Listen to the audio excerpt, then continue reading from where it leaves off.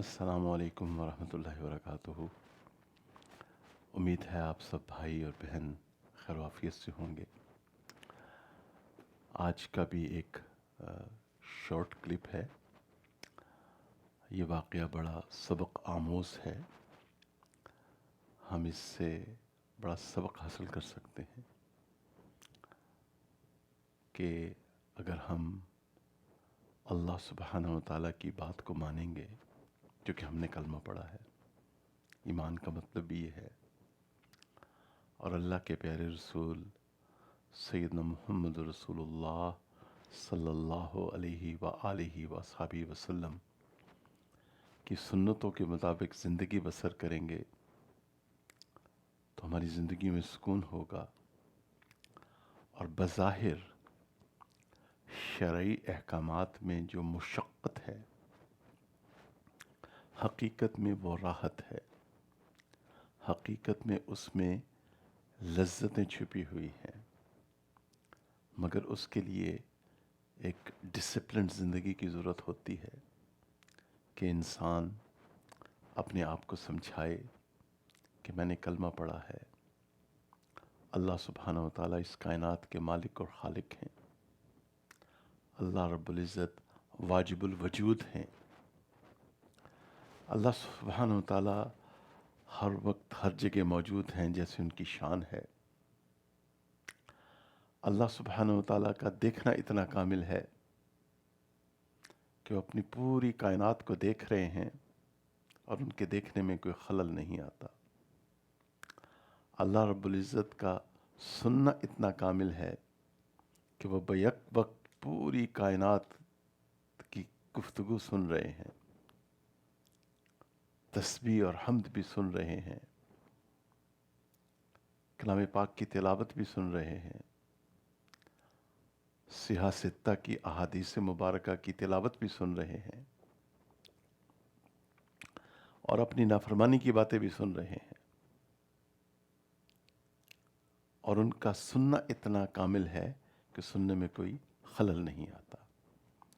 تو اس کائنات کے مالک اور خالق اللہ رب العزت ہیں، اور ان تک پہنچنے کا راستہ ہے سیدنا محمد رسول اللہ صلی اللہ علیہ وآلہ وسلم کی اتباع،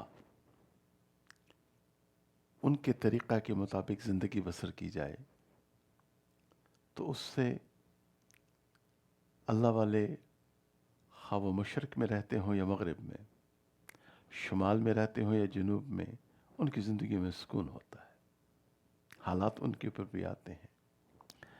تو آج کا یہ واقعہ بڑا چھوٹا سا واقعہ ہے مگر اس میں بڑا سبق ہے، تو انشاءاللہ اور آپ سے گزارش بھی ہے کہ ہمارے اس چینل کو لائک بھی کریں،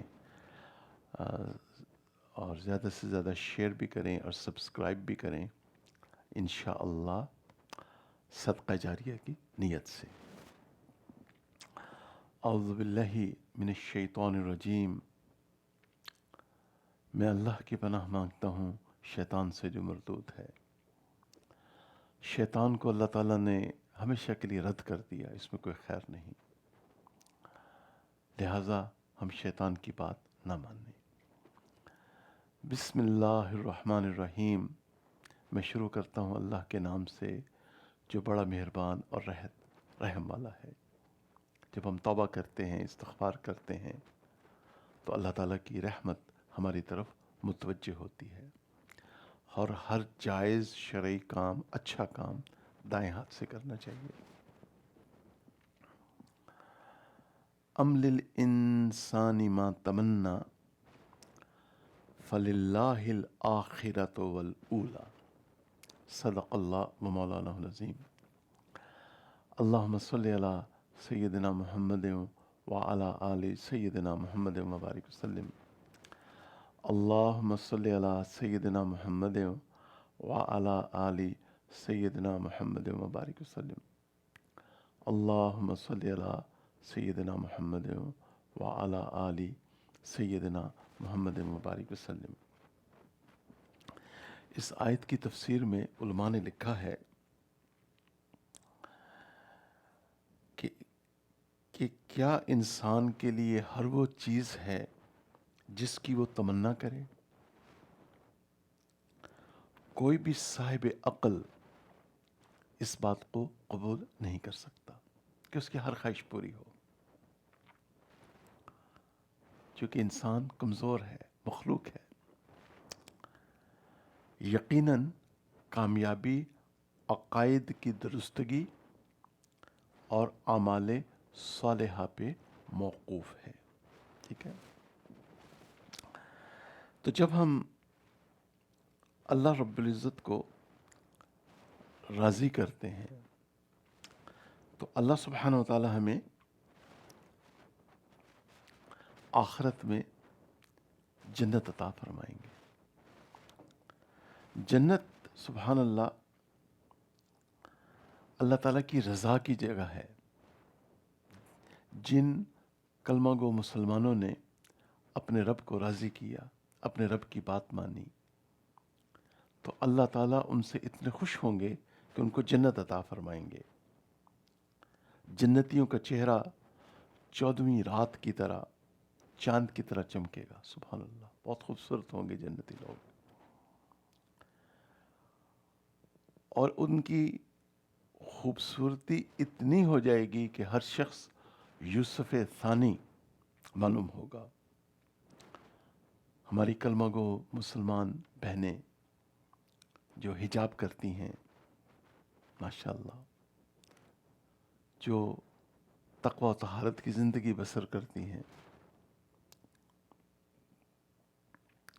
اپنے شوہروں کو سکون پہنچاتی ہیں،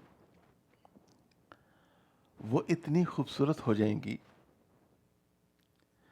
کہ جو حوریں ہیں وہ ان کے حسن و جمال پہ رشک کریں گی۔ اور جن لوگوں نے اللہ رب العزت کی نافرمانی کی، اللہ تعالیٰ کی بات نہیں مانی، ایک طرف اللہ تعالیٰ کا واضح حکم ہے، نبی کریم صلی اللہ علیہ وسلم کا واضح حکم ہے، اس کے باوجود اس کو کہتے ہیں کٹ حجتی، اپنا ایک پوائنٹ آف ویو پیش کر دیا اور اس پہ اکڑ کے بیٹھ گئے۔ جنہوں نے اس دنیا میں اللہ تعالیٰ کو ناراض کیا، تو یہ لوگ پھر قیامت والے دن ان کو جہنم میں داخل کیا جائے گا۔ تو جنہوں نے انکار کیا تو وہ تو داخل ہوں گے، اور بعض اہل علم حضرات کہتے ہیں کہ جنہوں نے جو کلمہ گو ہیں ان کو بھی پھر جہنم کے قریب رکھا جائے گا، اس کی تپش پلسرات سے گرائے جائیں گے، عذاب قبر سے ہو کے گزریں گے۔ اللہم احفظنا، اللہم انی اعوذ بک من عذاب القبر، اور جہنم کی تپش محسوس کریں گے، اور یہ بھی ایک طویل عرصے تک رہیں گے۔ تو جہنم دنیا کی آگ، جہنم کے 70 جز میں سے ایک جز ہے، اور جہنم انسان اور پتھر اس کا ایندھن ہوں گے۔ اگر جہنم سوئی کے ناکے کے برابر بھی اس میں سوراخ کر دیا جائے تو تمام زمین والے سب کے سب اس گرمی سے مر جائیں۔ مجھے امریکہ میں ایک صاحب ملے، بہت پرانی بات ہے، مجھے کہنے لگے، مسلمان، کلمہ گو مسلمان کی بات کر رہا ہوں، سبحان اللہ، کہنے لگے آگے سے مڑ کے کوئی نہیں آیا جب میں نیا نیا امریکہ آیا تھا۔ آج اگر وہ مجھے مل جائیں دوبارہ اور یہی بات کہیں تو یہ عاجز ان کی خدمت میں عرض کرے گا، نہیں میرے بھائی، نہیں۔ ہم مسلمانوں کا یہ ایمان ہے کہ سیدنا محمد رسول اللہ صلی اللہ علیہ وسلم، he left this atmosphere, planet earth، وہ ایک ڈفرینٹ ایٹماسفیئر میں داخل ہوئے، سائنٹیفکلی اسپیکنگ۔ پھر ان کو 7 آسمانوں کے اوپر حالت بیداری میں لے جایا گیا۔ وہ اللہ رب العزت سے ہم کلام ہوئے اور انہوں نے جنت کو بھی دیکھا، انہوں نے جہنم کو بھی دیکھا، اور اپنے جسم اطہر کے ساتھ فدا ابی و امی علیہ الصلاۃ والسلام واپس آئے، اور افضل البشر بعد الانبیاء بالتحقیق سیدنا ابو بکر صدیق رضی اللہ عنہ نے ان کی تصدیق فرمائی، اور ہم بھی آج اس کی تصدیق کرتے ہیں کہ جنت بھی برحق ہے، جہنم بھی برحق ہے۔ لہٰذا اب اس واقعے کی طرف آئیں، بات ختم کر، بات کو سمیٹیں۔ تو ہمارا ایمان ہے کہ جو کچھ ہو رہا ہے اس دنیا میں یہ قدر ہے، تقدیر پہ ہمارا ایمان ہے۔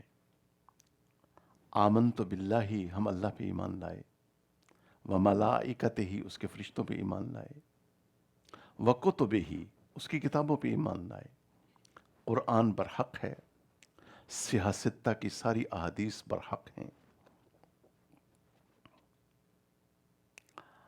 ورسلہ، اور ہم آدم علیہ السلام پہلے نبی ہیں، اور نبی پاک سیدنا محمد رسول اللہ فدا بی امی صلی اللہ علیہ وآلہ وصحبہ وسلم اللہ کے سچے اور آخری رسول ہیں، خاتم النبیین ہیں، رحمت للعالمین ہیں، شفیع المذنبین ہیں، سید الاولین والآخرین ہیں۔ تو آپ صلی اللہ علیہ وسلم اللہ کے آخری رسول ہیں، والیوم الآخر، اور ہم آخرت کے دن کے اوپر ایمان لائے،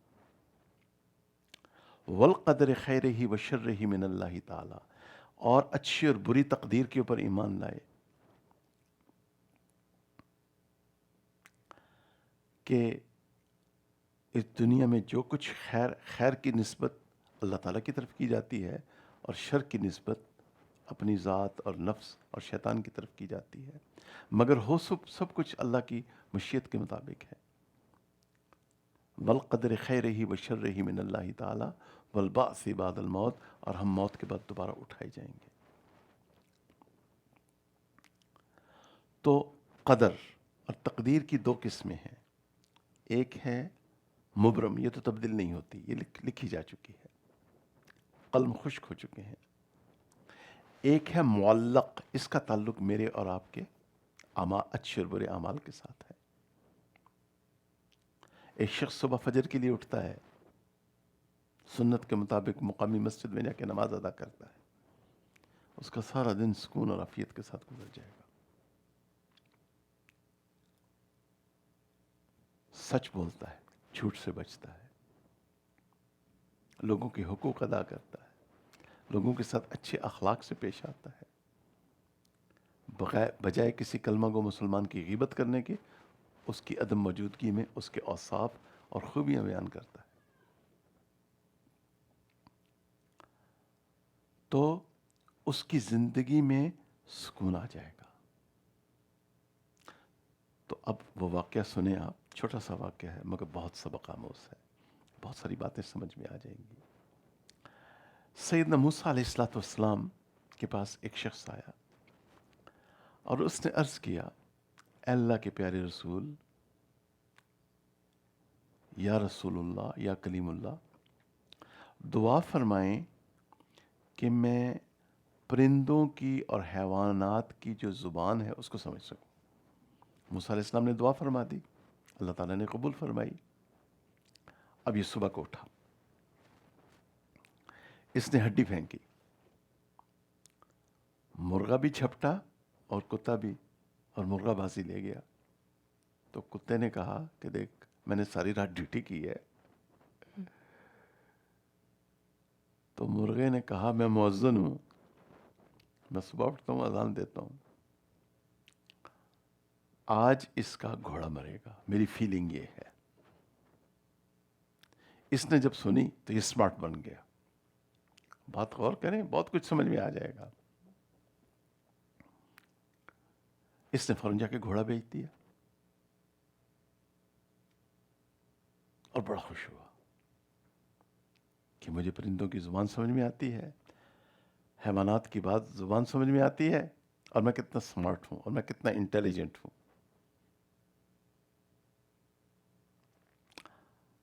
اوہو، دوسرے دن پھر اس نے جب ہڈی پھینکی تو مرغا پھر چھپٹا اور بازی لے گیا۔ کتے نے کہا دیکھو میں نے ساری رات ڈیوٹی کی ہے۔ مرغا کہتا ہے میں مؤذن ہوں، میری فیلنگ یہ ہے آج اس کی گائے مرے گی۔ اس نے جا کے گائے بیچ دی، اور پھر وہی فیلنگز، اپنے بارے میں غلط فہمی کا شکار ہو جانا، میرے بھائی میری بہن، یہ اچھی بات نہیں ہے۔ انسان بڑی عاجز مخلوق ہے، اس کو چاہیے اپنے رب کی زمین کے اوپر عاجز بن کے رہے۔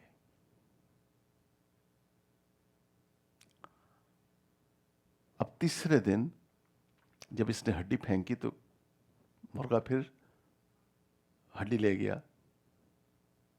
اور کتے نے پھر شکایت کی تو اس نے کہا فکر نہ کر، آج اس کی موت ہے، آج اس نے مرنا ہے، بہت سارے لوگ آئیں گے، بہت کھانا ہوگا۔ اب یہ بھاگا موسیٰ علیہ السلام کے پاس، اللہ کے پیارے رسول، اللہ کے پیارے کلیم علیہ السلام، میرے ساتھ تو یہ معاملہ ہو گیا۔ پھر موسیٰ علیہ السلام نے اس کو سمجھایا، دیکھو یہ مصیبت تم پہ آنی تھی، اس تک مفہوم یہ ہے، آپ نے تو یہی فرمایا جو میں نے اپنے بڑوں سے سنا، یعنی اس تکلیف سے تم نے گزرنا تھا، مگر تم عقل مند بن گئے اور تم نے اپنے لیے ایک بڑا گڑھا کھود لیا۔ یہی حال اس کلمہ گو مسلمان کا ہے، میرے بھائی میری بہن، جو جانتا ہے واضح طور پہ، یا یہ جانتی ہیں کہ یہ پیارے اللہ کا حکم ہے، یہ پیارے رسول اللہ صلی اللہ علیہ وسلم کا ارشاد ہے، یہ شریعت کا مسئلہ ہے، اس کے باوجود سمارٹ بن جانا۔ مسجد کو تقاضا ہے مسجد آنا چھوڑ دینا، ویسے دنیا کے سارے کام ٹھیک چل رہے ہیں۔ اگر آج اللہ کے گھر کو تقاضا ہے اور آپ یہ تقاضا پورا کر دیتے تو شاید پتہ نہیں آپ اپنی آنے والی نسلوں پہ کتنا بڑا احسان کر دیتے۔ اللہ تعالی ہمیں تقدیری امور اور تکوینی امور ان کی سمجھ نصیب فرمائے۔ اپنا بہت خیال رکھیے گا۔ انٹل نیکسٹ ٹائم، السلام علیکم ورحمۃ اللہ وبرکاتہ۔